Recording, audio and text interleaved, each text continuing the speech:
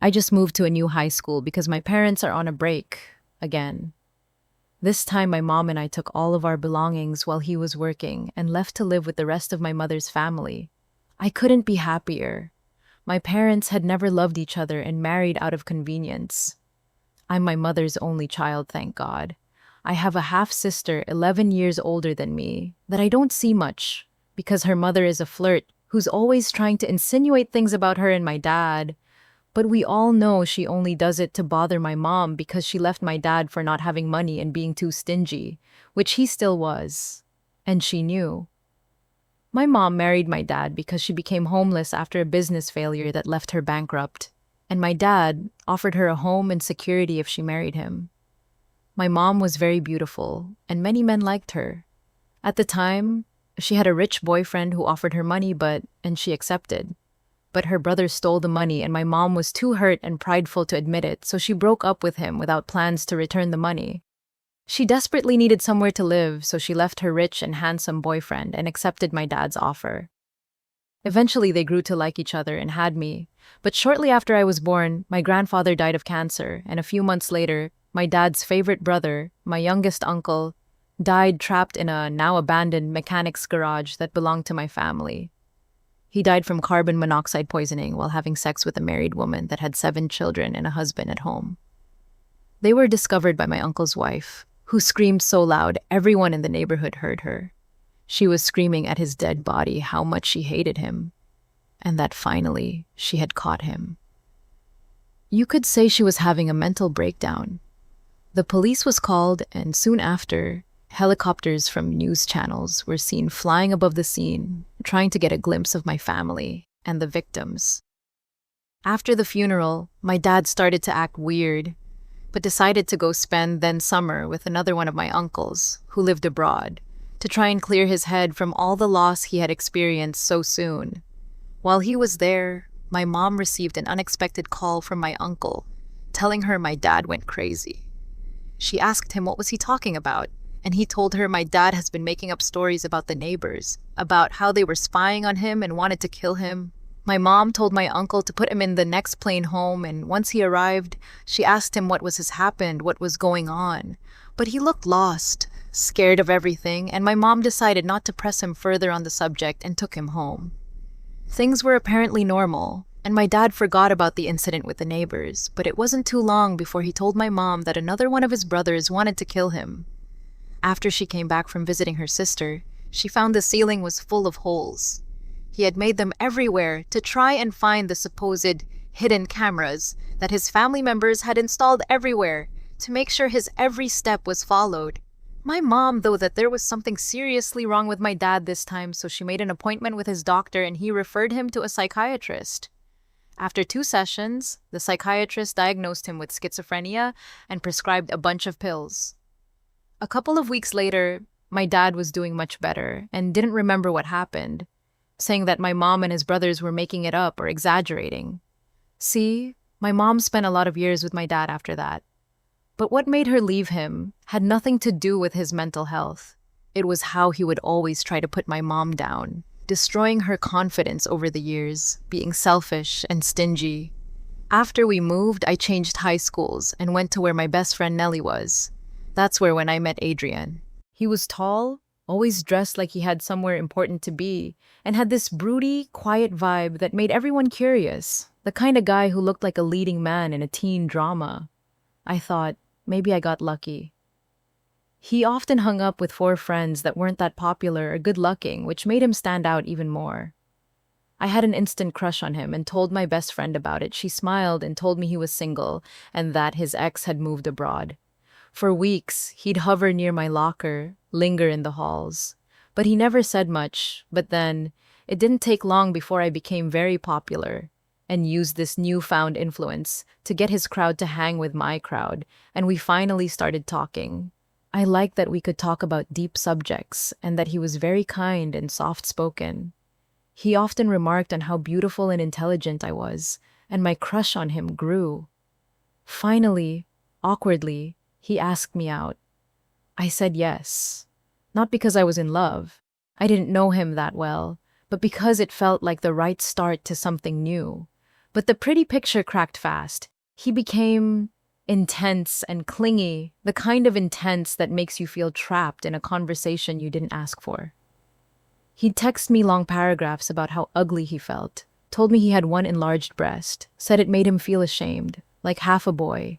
I tried to be nice, supportive, but then came the oversharing. Sometimes I don't shower in days, he said once, dead serious. And every time there's this layer of dirt that forms around my dick. It's kind of gross but weirdly fascinating. I stared at my phone, frozen. Like, why would you tell me that? And yet, in the same breath, he'd boast, I feel bad for the girl who ends up being my first. I'm huge, like, really big. It'll be hard for her. We were 16. I was trying to pass my midterms.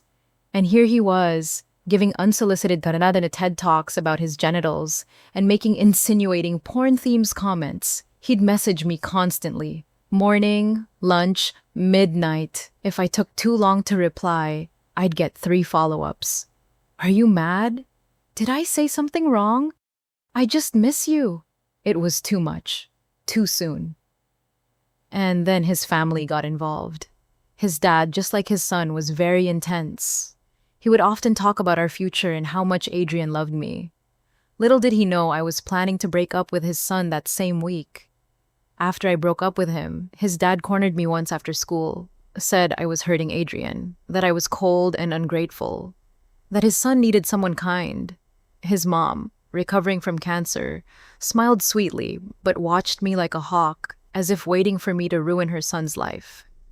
I couldn't breathe, so I left. Quietly. Just a breakup. I thought that was the end. It wasn't. That's when Omar showed up. Omar was in all the same classes as Adrian. They were friends, but didn't hang out much because their interests weren't that similar. He was fire where Adrian was fog. He was funny, clean, charming, played baseball, had a wild streak, knew how to flirt without trying. He used to live abroad but came to our country to get a chance to play professional baseball. He made me feel alive and horny. We started slow, stolen glances, dumb jokes in class. Then it snowballed. Fast. We kissed behind the auditorium, skipped study hall to sit on the roof, sent flirty messages all night. He made me laugh. He made me feel seen. And he wasn't shy. About anything. It was messy, yeah. Adrian and Omar were friends, or at least they had been. But I couldn't care. I felt so much happiness every time I was with Omar that for once I forgot all about what was going on with my family. Every person that hung out with us would end up laughing and then kind of feeling weird because our chemistry was out the roof. Then Christmas break hit. Omar went to visit his mom in another state. The day he left, he kissed me passionately and promised to text every night, but instead, we barely spoke. Meanwhile, Adrian started talking to everyone. He told our friends I was manipulative, that my family was complicated and unstable, that Omar should be careful because I was the type of girl who breaks good men. I tried to ignore it, but whispers followed me everywhere. Then one night, I was half asleep when my phone lit up. It was Omar calling. But I didn't hear him. I heard a girl's voice, laughing, muffled. Then his voice, low, sweet, the way he sounded with me. My stomach turned. I remembered his Instagram password. He once typed it in front of me months ago, carelessly. I logged in. There she was, a live Instagram where one could clearly see Omar at a house party. Music blaring. He was dancing with a girl pressed close, his mouth right next to her ear, whispering, smiling. My heart dropped, like physically. I took screenshots, saved the video, and went into his DMs. That's where I discovered that the party was happening at his mother's house, and that he had been the one that organized everything, down to the guest lists, which included his ex-girlfriend, the girl he was dancing and flirting with. I was so anxious that night that I couldn't sleeping thinking about what to do. We were not official, and he hasn't asked me out yet, so I had no right to make a scene without embarrassing myself. So I waited until he came back. I waiting for him at his house, and when he opened the door and saw me, the biggest smile formed on his face. He immediately hugged me and went to open his suitcase to give me the presents he had gotten for me. I smiled and accepted it. But before I could confront him, the attacks started coming from his side too. His mom was cold, and apparently jealous that I always had her son's attention. She was passive-aggressive, always calling me that girl.